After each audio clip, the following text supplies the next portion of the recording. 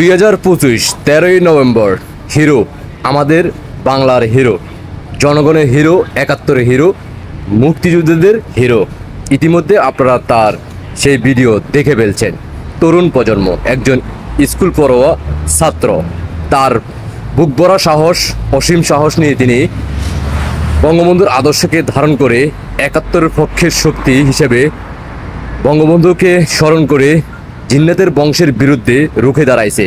তিনি একাই একজন ওই জামাতের নেতা, পাকিস্তান প্রেমিক সমন্বয়ক রাজাকারদের বিরুদ্ধে বুক চিতিয়ে দাঁড়িয়ে কথা বলছেন।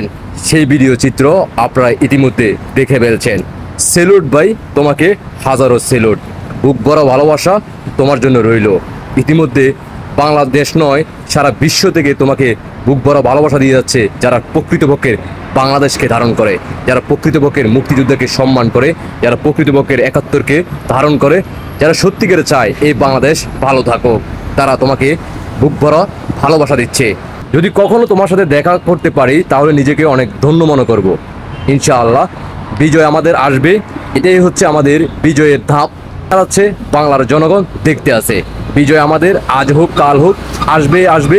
এই বাংলার মাটিকে রাজাকার মুক্ত করবেই করবে 71-এর সৈনিকেরা, মুক্তিযুদ্ধের সৈনিকেরা, বঙ্গবন্ধুর আদেশের সৈনিকেরা।